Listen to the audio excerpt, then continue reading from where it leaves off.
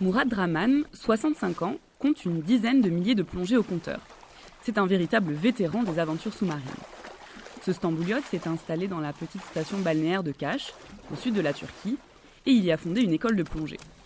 Il l'a baptisée Dragoman, une marque désormais bien connue dans la région. Au cours de ses nombreuses plongées sous-marines, il a rencontré le poisson-lion. 2014, c'est là qu'on a fait nos premières photos d'un poisson-lion. Et c'était bien. On avait entendu qu'ils étaient en train d'arriver, parce que ça démarre déjà vers Israël, Liban, etc. C'est là où il y a les premières observations. Et c'est après qu'on voit ici. Donc on savait qu'ils étaient arrivés en Méditerranée. Donc je me souviens faire plusieurs plongées au même endroit, quelques jours de suite, parce qu'il y avait un individu qu'on cherchait.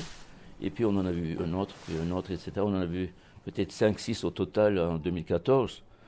Mais c'était mémorable. Ce dimanche matin, Mourad se rend à un symposium sur la biodiversité, à quelques kilomètres de là. Une vingtaine de spécialistes en biologie marine de tous horizons se retrouvent pour parler de leurs derniers travaux. La turco-canadienne Aylin Ullman est l'une des meilleures spécialistes du poisson-lion dans la région.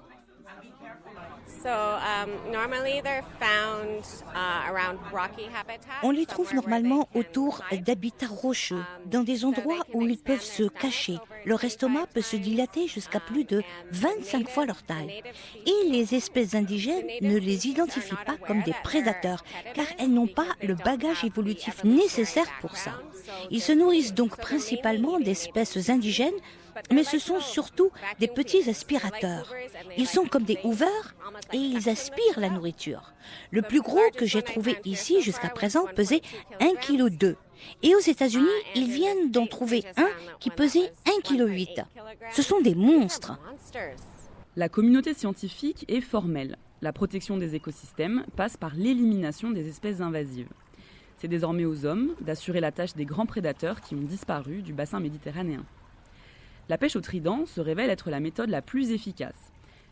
Mais la pêche au filet des poissons-lions peut aussi aider. Sur le port de Kaş, Mehmet Aytu attend imperturbable le retour des bateaux de pêche. Il coupe, écaille et vide tous les spécimens de poissons-lions qui seront ensuite consommés dans le pays. Les épines sont venimeuses et peuvent provoquer de très violentes réactions. Le travail doit donc se faire de manière méthodique. Önce dikenler, kuyruk dikenler, kollar. D'abord les épines, la queue, les épines, les nageoires, et puis on enlève les écailles et l'estomac. Qu'est-ce qu'on en sort? En général, des petits poissons, des crevettes, des petits homards. On y trouve toutes sortes de petits poissons précieux.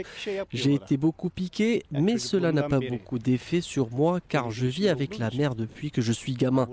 Alors les épines, ça me pique et ça passe.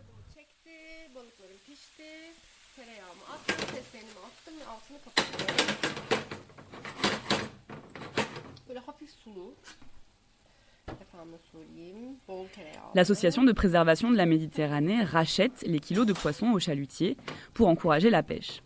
Les prises sont ensuite acheminées vers des restaurants de Kaş, d'Ankara ou d'Istanbul. La chef cuisinière Sinem Manajoğlu s'est donnée pour mission de concocter des recettes dignes des restaurants les plus huppés de la capitale. Dans les cuisines de son restaurant Mezetarian, elle fait fondre un carré de beurre dans la poêle avant d'y jeter un filet de chair blanche. La recette que nous avons au menu depuis le début, c'est le poisson-lion au beurre, au vin blanc, au basilic et aux pommes vertes. Cela fait une sorte de plat à la vapeur. C'est très juteux et vous pouvez boire le jus ensuite à la cuillère. La pomme verte et le basilic donnent une touche estivale au plat.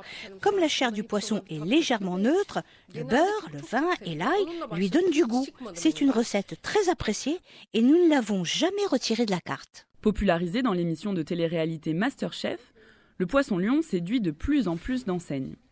Les concours de pêche, organisés à Fethiye ou à Antalya, permettent certes de limiter l'expansion localement, mais d'autres espèces invasives, comme le poisson-ballon non comestible, viennent aussi jouer les troubles fêtes. La bataille est encore loin d'être gagnée.